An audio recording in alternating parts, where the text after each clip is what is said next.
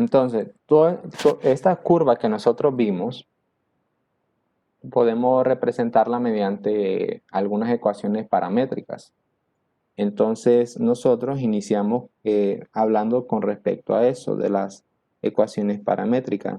Esa curva que ustedes vieron que yo he dibujado, pues la podemos trazar usando algunas ecuaciones paramétricas en las cuales vamos a decir que x es f de t, y es igual a g de t y z es igual a h de t, donde la t pertenece a un dominio. En este caso, eh, bueno, en este caso este conjunto D es el dominio en el cual las tres funciones pues son válidas. Puede ser que, por ejemplo, la función f sea una función polinómica, puede ser que la función g también sea una función polinómica y ahí pues podemos usar todos los números reales, pero digamos que la h pues es una función logarítmica. Entonces ya por el hecho de que h pues es una función logarítmica, entonces me restringe el dominio, porque no podemos hacer que el argumento o el valor que estemos evaluando en el logaritmo sea cero sea un valor negativo. Entonces eso restringe el dominio y tendríamos que analizar cuál sería el dominio pues en todo caso, de las funciones vectoriales. Ahora, ¿cómo vamos a representar una función vectorial en todo caso? Pues una función vectorial la vamos a representar con una r de t y en este caso el vector que tiene coordenadas x, y y z, ¿ok? Pero como x, y y z están parametrizadas, entonces mi función vectorial va a ser el vector f de t, g de t, h de t. ¿Ok? Ahora, esta es una forma de representar lo que es una función vectorial o lo que es un vector. Otra forma de representar un vector es utilizando las coordenadas i, j, k, ¿verdad? Entonces nosotros podemos decir aquí que nuestra función vectorial r de t es igual a f de t, f de ti más g de t i más, perdón, j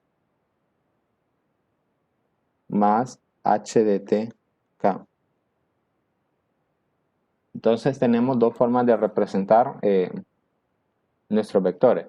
Vean que al final lo que nosotros vamos a trazar es el punto final del vector del cual estemos hablando. Ahora, hay que tener cuidado cuando estemos intentando trazar el vector con respecto a un punto tal, porque no siempre vamos a trazar un vector, por ejemplo, no es lo mismo trazar el vector 2,3,1 con respecto al punto inicial de origen con respecto al punto inicial, por ejemplo, 1,2,3, por ejemplo. ¿Que van a ser paralelos los vectores? Pues sí. ¿Van a tener la misma distancia? Pues también. Pero los vectores, en este caso 2,3,1, van a estar ubicados en distintos lugares. Pero como les dije, pues van a ser paralelos y van a tener la misma magnitud. Bien, entonces ahora vamos a hacer como eh, un ejemplo con una función vectorial, pero primero vamos a iniciar hablando sobre, bueno, vamos a empezar hablando sobre un ejemplo en dos dimensiones, es decir, con solo coordenadas x y y. Entonces, supongamos que yo estoy hablando ahora de la función vectorial, digamos, coseno de t y más seno de tj. Y en este caso, ustedes pueden observar o ya pudieron deducir de qué gráfica estoy hablando, ¿verdad? En este caso estoy hablando de el círculo, ¿cierto? Entonces, esta es la función del círculo, solamente que no he dado el dominio. Entonces, cuando nosotros hacemos la gráfica del círculo, nosotros usualmente decimos que vamos a estar evaluando valores de 0 a 2pi. Pero, ¿por qué decimos eso? Porque en realidad cuando nosotros llegamos bueno, iniciamos en 0 y terminamos en 2pi, entonces hemos trazado la curva completa del círculo. Ahora, si ya continuamos después de 2pi, lo que estamos haciendo es volviendo a dar otra revolución al círculo, indistintamente para qué valor le demos, es decir, si ya sea para los negativos radianes o para los positivos radianes, lo que vamos a estar haciendo es dando varias revoluciones al círculo. Entonces, cuando digo revoluciones, bueno, yo imagino que usted ya sabe el concepto, pero solo para recordarle, digamos que en este punto rojo es donde iniciamos, ¿verdad? Punto cero. Entonces puede ser que yo dé una vuelta completa, pero si a mí en algún momento se me da la gana de volver a hacer otra vuelta, pues le doy y haya dado 2 revoluciones. Y así sucesivamente. Y no necesariamente para este lado, también lo puedo hacer en el lado contrario, ¿verdad? Doy una revolución y doy otra. Y así sucesivamente. Pero no es que se está haciendo esas espirales, solamente es que estoy representando la revolución, porque al final la gráfica va a ir circulando en el contorno del círculo. Entonces al final aquí, indistintamente que use de 0 a 2pi, yo puedo utilizar cualquier valor para t, es decir, t que pertenece a los reales. En este caso t radian, ¿verdad? Estamos hablando de radianes. Y por lo tanto la gráfica pues ya la había hecho, la hubiera dejado. En este caso pues es un círculo de magnitud 1. Entonces en este caso tendríamos algo así.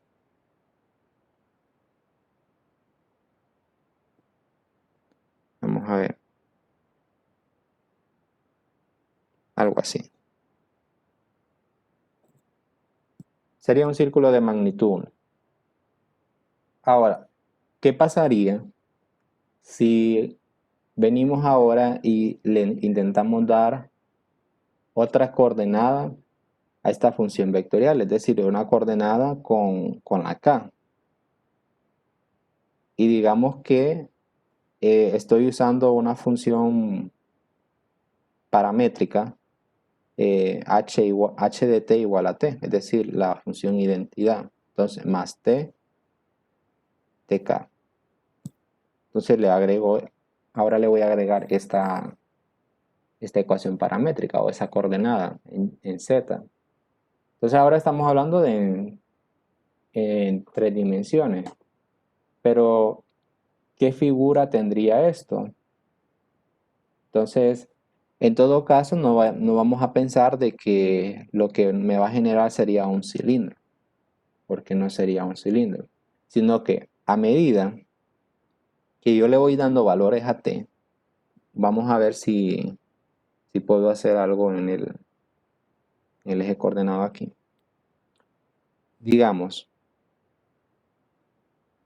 voy a colocar aquí la gráfica. R de t igual a coseno de t, ti, más seno de ti, tj, perdón, más tk. Entonces, en 0, ¿verdad? En 0 para la t, en coseno es 1 y en seno es 0. Entonces, el punto me quedaría ubicado acá. Porque estoy diciendo que estoy usando un parámetro t igual a 0. T igual a 0. Por lo tanto, z tiene que ser igual a 0. Y coseno en este caso, que representa la x, coseno de 0, es 1. y y seno de 0 es 1, perdón, 0. Entonces el punto quedaría ubicado sobre el eje de las X, en este caso el eje rojo. Vamos a ir usando valores conocidos para las funciones trigonométricas y vean ahora, digamos, si utilizo, vamos a ver, pi medio. Bueno, pi medio sería como 1.7, ¿verdad? Aproximado en decimales, 1.7. Entonces, en este caso z, pues sería pi medios también, pero sería aproximado, dejémoslo en 1.7. Coseno, coseno de t, que es la función paramétrica de x, coseno de pi medio es 0 y y pues sería 1. Entonces, me ubico con esos puntos. Entonces, 0 para x, 1 para y sería 1.7, entonces nos movemos hacia arriba y el punto me quedaría en esta parte. Si seguimos dando más valores, digamos pi es 3.14, entonces z sería 3.14 aproximado. Coseno de pi ya sabemos que es negativo 1 y por lo tanto y sería aquí 0. Eso quiere decir que como y es 0, pues el punto va a estar ubicado en el plano XZ. Entonces tengo x negativo 1 que está en esta parte de acá y ya ahí ya estamos diciendo que está con la coordenada y igual a 0 y solamente nos tenemos que desplazar hacia arriba 3.14 unidades. Entonces nos movemos un poco y el punto quedaría ubicado en esta parte. Bueno, solamente lo voy a dejar hasta ahí. Ustedes pueden observar que a medida que el t va subiendo, o fuera disminuyendo, la gráfica, o mejor dicho, los puntos, pues se van a ir graficando de acuerdo a la posición que tiene la z. Y si ustedes ya pudieron pues, observar cómo va haciendo la gráfica, esto va a tener como una forma de este estilo. Como que si fuéramos enrollando una cuerda alrededor de la Z. Como que si fuera una espiral, algo así. Eso último pues me quedó bien raro. Pero algo así viene siendo la idea. Entonces vamos a ver cómo me lo representa GeoGebra.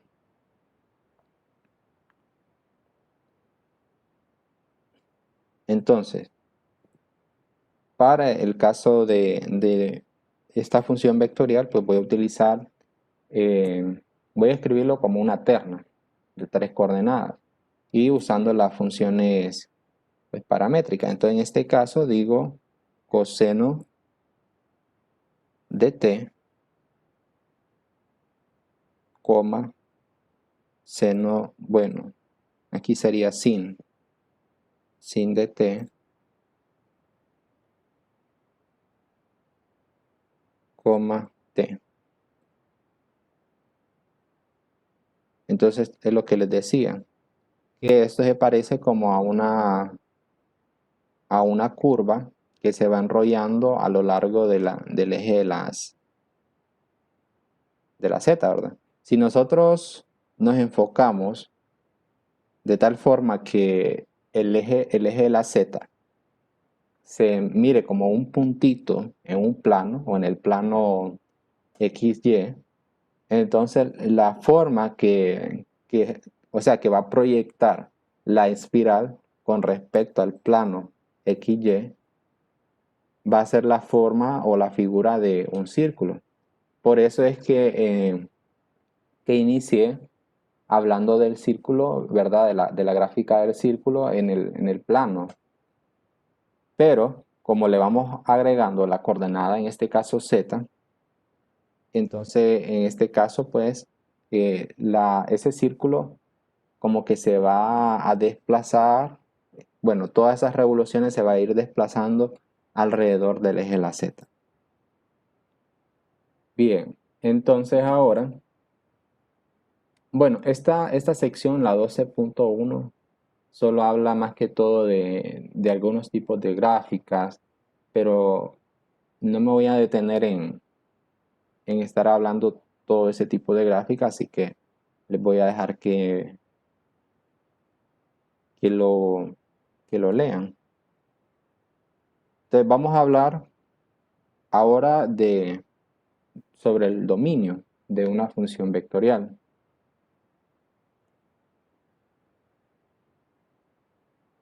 Esto para que ustedes puedan realizar los ejercicios de la tarea.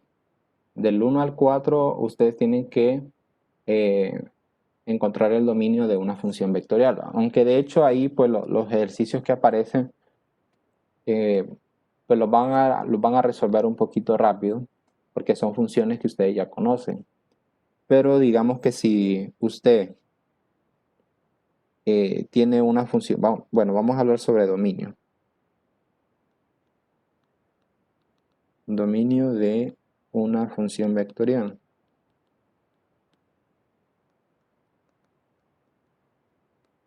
Entonces, suponga que usted tiene una función vectorial de la forma r de t igual a f de ti más g de tj más h de tk, ¿verdad? Y entonces ahora vamos a suponer lo siguiente. Vamos a suponer que D1 es el dominio de f de t. También podemos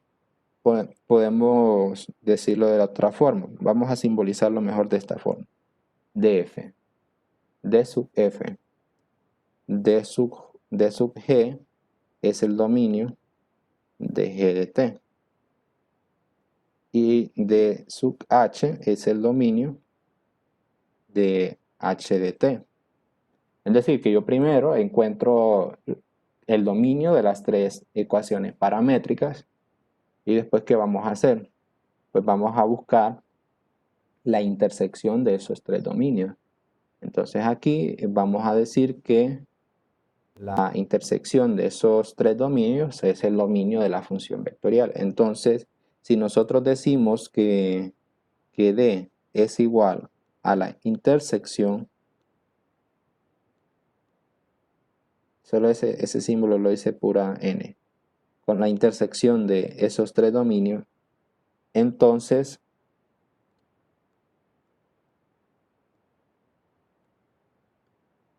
D es el dominio de R de t, es decir, de nuestra función vectorial. Entonces ahora voy a hacer un ejercicio de los que está en el libro. Ustedes les toca hacer el ejercicio número 3 de esta parte, entonces voy a hacer el ejercicio número 1. Entonces estamos hablando de la sección 12.1, entonces voy a resolver el ejercicio número 1. A usted le toca resolver el ejercicio número 3. Entonces la función vectorial de la cual estamos hablando, r de t es igual a raíz cuadrada de t cuadrado menos 9, o sea, raíz cuadrada de t cuadrado menos 9i, pero la i al final, más 3tj. Entonces vean, en esta parte, ¿cuál sería pues, mi dominio? De ese tipo de función radical, pues usted ya tiene experiencia. Usted puede hace t cuadrado menos 9 mayor o igual a 0 porque la parte de adentro no se me puede hacer negativa. Entonces, usted viene y hace la parte de adentro t cuadrado menos 9 mayor o igual a 0 y tiene que resolver esta desigualdad cuadrática. Solamente para recordarles o para decirles un error que siempre algunos cometen o usualmente cometen, es que no vayan a hacer esto, es decir, t cuadrado mayor o igual a 9 y luego raíz cuadrada. porque si hacen esto, pues está malo. Entonces, usted lo que tendría que hacer aquí, pues es, bueno, algunos le llaman método de cementerio, otros le llaman tabla de variación de signos. Entonces, usted busca los valores que hace cero la ecuación cuadrática implícita a esta desigualdad, es decir, resuelve primero esta ecuación cuadrática, busca los ceros, que en este caso los ceros serían más menos 3, los ubica en un eje coordenado, negativo 3 y 3, y toma valores de prueba. Eso es lo que hacemos, ¿verdad? Yo a esto pues le conozco como, siempre le he conocido con el método de cementerio. No sé a qué profesor le agarré esa frase. ¿Por qué? Porque, digamos, si yo tomo un valor de prueba, digamos, tomo 0, 0 está entre negativo 3 y 3, y lo evalúo en esta expresión, entonces me va a quedar negativo 9. Lo que me importa es el signo, no es todo el número. Entonces venimos y pues escribo un montón de negativos aquí, que en realidad eh, con uno es suficiente para entender lo que está pasando, pero así nosotros lo hacíamos. Luego, si yo tomo otro valor a la derecha o a la izquierda, pues si nosotros lo evaluamos en esta expresión algebraica, vamos a observar que me da positivo. Entonces pongo un montón de más aquí. Entonces, debido a ese montón de más que están ahí es porque se le daba el nombre del método de cementerio, porque parece un montón de cruces, ¿verdad? Entonces ahora, ya con esto, aprovechando que resolví esa desigualdad cuadrática, ya hemos podido deducir cuál es el dominio de esa primera ecuación paramétrica o de esa primera función paramétrica, en este caso de la x. El dominio de f, el dominio de f sería de negativo, o bueno, todos los t que pertenecen al intervalo de negativo infinito a negativo 3, en este caso cerrado, unión, cerrado 3, más infinito. Aquí no sería igual, sería como dos puntitos. Y ahora, si nosotros buscamos cuál es el dominio de la otra función paramétrica, en este caso de 3t, vamos a decir aquí dg es igual a t que pertenece a, pero observamos que 3t es una función polinómica. Y una función polinómica es continua en todo su dominio, o no en todo su dominio, en todos los reales, ¿verdad? Puedo usar cualquier número. Entonces aquí decimos de negativo infinito a más infinito. Y ahora vamos a buscar cuál es la intersección de ellos, ¿verdad? Pero aquí es un poco fácil saber cuál es la intersección de ellos porque el dominio de la segunda función paramétrica es todo el conjunto de los reales. Y el dominio de la función f, pues, es un pequeño subconjunto del conjunto de los reales. Por lo tanto, la intersección va a ser cuando usted hace, bueno, el lenguaje de la matemática, ¿verdad? Uno ve un poco de teoría de conjuntos y si nosotros tenemos que A es un subconjunto de un conjunto B y hacemos la intersección A con B, entonces la intersección de A y B pues va a ser A, ¿verdad? Porque A está contenido en B y es más pequeño que B. Entonces, en este caso, la intersección de estos dos subconjuntos, o sea, la intersección del dominio de la función f con el dominio de la función g, pues va a ser, bueno, aquí lo voy a escribir en forma conjuntista mejor, para ser más formal. Todos los t tal que t pertenece a negativo infinito, coma, negativo 3 cerrado, unión 3, 3 cerrado, coma, más infinito, abierto, cierro corchetes. Que así debía haberlo escrito en esta parte, pero bueno, ya lo dejé así. Entonces ese sería el dominio para el ejercicio número 1. Usted va a hacer el ejercicio número 3, pero ya le doy una idea. Bueno, vamos ahora con otro ejemplo. Después a usted le toca hacer el ejercicio número 7 y 11. Entonces vamos a ver el 7. Voy a hacer el 6. En realidad esta parte de ejercicio pues un poco sencillo, porque del 5 al 8 solamente tienen que escribir las ecuaciones paramétricas dadas como una función vectorial r de t. Entonces, por ejemplo, voy a hacer el ejercicio número 6, a usted le toca hacer el 7. Si x es igual a coseno cuadrado de t, y es igual a 2 seno cuadrado de t, y z es igual a t cuadrado de t, y usted quiere escribirlo como una función vectorial r de t, pues lo único que tiene que hacer aquí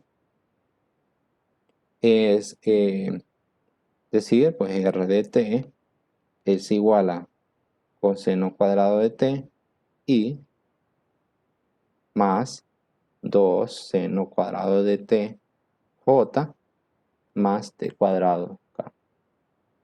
Y ya, eso es todo. Entonces solamente es de transformarlo. Ahora, de la parte de los ejercicios del 9 al 12, a usted le toca hacer el 11, pues la cuestión es al revés. La cuestión es al revés, es decir, le dan la función vectorial y usted pues tiene que transformar esa función vectorial utilizando ecuaciones paramétricas. A usted le toca hacer el 11, entonces voy a hacer el 9.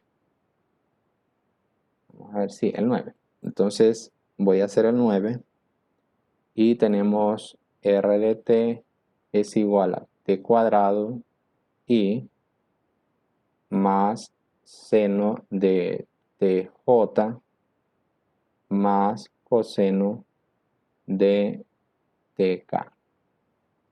Bueno, entonces ya con esta gráfica tengo la función vectorial. Pues lo único que tiene que identificar cuál es la función que me parametriza x, la que me parametriza y la z también. Entonces en este caso no hay pérdida, porque ya sabemos que la función paramétrica que acompaña la y es la de la x. X es igual a t cuadrado, y es igual a seno de t y z es igual a coseno de t, pero no necesariamente esto va a ser tan sencillo, porque cuando nosotros estemos trabajando este tipo de ejercicio siempre tenemos que enfocarnos también en el dominio. Pero en este caso, todas estas funciones que hemos trabajado, incluyendo la anterior, ¿sí?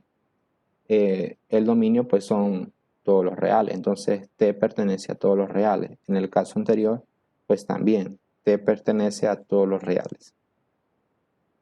Siempre hay que acordarnos poner esa parte con respecto al dominio.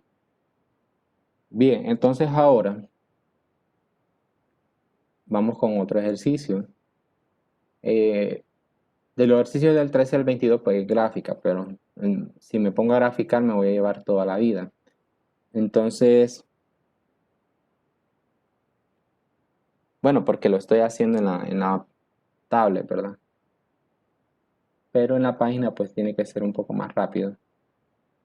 Bien, vamos a ver, del 13 al 22 dice, grafique la curva trazada por la función vectorial que se le indica. Entonces aquí, pues usted tiene que hacer, vamos a ver, el 13 y 17. Entonces lo que voy a hacer es que el ejercicio número 13, que a usted le toca hacerlo, se lo voy a graficar aquí con GeoGebra, pero obviamente usted pues, lo va a tener que hacer a mano. Tenemos. Link, yo Diga. quería preguntarle referente a eso. Yo ya voy por esa guía, pero mi idea era hacerlo por GeoGebra, luego imprimirlo y recortarlo. Porque a mano yo probé y usted se va a reír de mis dibujos, la verdad. Sí, es que la verdad también estaba pensando en eso, la verdad. Dibujar en tercera dimensión es bastante complicado, pero usted tiene impresora, pero no sé los demás. Entonces ahí habría que ver si somos justos o no. Ay, pero es que se va a reír de mis dibujos, usted viera. Bueno, no importa, entonces con tal usted trate de llegar a la representación de la gráfica que queremos, pues es suficiente. Porque por eso es que les decía, si alguien no tiene impresora, pues sería injusto decirle, hágalo con GeoGebra y lo imprime, pero y la otra persona no tiene impresora. Entonces, a menos que todos tengan impresora, entonces podemos decirle, pues háganlo así, ¿verdad? O si pueden buscarlo e imprimir en otro lado también, puede ser otra solución. Bueno, la gráfica la número 13 es parecida a la que yo había hecho, solamente que si solamente trazamos las coordenadas X y Y, es decir, si trazamos en el plano X y Y, las primeras dos partes, entonces esa es la forma de una elipse, ¿verdad? Pero como le vamos a ir aumentando valores a la t, entonces va a tener una forma de una elipse, pero, perdón, de una espiral, pero ya no va a ser una espiral circular como la que grafiqué hace un momento. O sea, esta es una espiral circular, pero la que he graficado, la que a usted le toca graficar, es una espiral eh, en forma de elipse. Bien, entonces esta sección, la 12.1, es más que todo de introducción a las funciones vectoriales. Pudieron observar que no es muy complicado. Tal vez lo complicado sea graficar, como dijo la compañera, como no somos muy expertos en el manejo de los dibujos. Bueno, yo no soy experto en manejo de dibujos y a mí los dibujos me salen bien feos. Y en tercera dimensión, pues la gráfica también me salen bien feas. Pero hay que hacer el intento. Aunque las que hice hace unos días no me salieron tan mal, creo. Lick, Dígame. comparado las suyas con las mías, se lo juro, Lick, que son horribles. Ah, bueno. Ya la vamos a ver, no se preocupe, Ali. Ya la vamos a ver. Bueno, entonces vamos a continuar. Ahora vamos a hablar ya de lo bueno, del cálculo con funciones vectoriales. Entonces, cálculo con funciones vectoriales. Y cuando estamos hablando de cálculo con funciones vectoriales, nos referimos a aplicar todos aquellos conceptos que nosotros hemos venido trabajando desde cálculo 1 y cálculo 2, pero ahora aplicados a funciones vectoriales, es decir, límite, derivada, eh, límite de una suma de funciones, límite de un producto de funciones, límite de un cociente, podemos decirlo, límite de un producto de un escalar por una función, la derivada de una función vectorial, la derivada de la suma de dos funciones vectoriales, la integral de una función vectorial en este caso. De todo esto, agregándole la palabra vectorial, son conceptos que usted ya conoce, ¿verdad? Entonces probablemente no se les haga muy difícil. Solamente hay que tener cuidado de hacer el proceso donde corresponde. Entonces, iniciamos hablando con respecto a el límite. Solamente que aquí ya se me va a acabar la sesión. Entonces, para no quedarme, como decimos, a medio palo, entonces voy a cerrar la sesión y volvemos a ingresar. Y nos vamos a quedar únicamente con con la sección de límite de una función vectorial y continuamos mañana. Bueno, voy a cerrar y volvemos a entrar.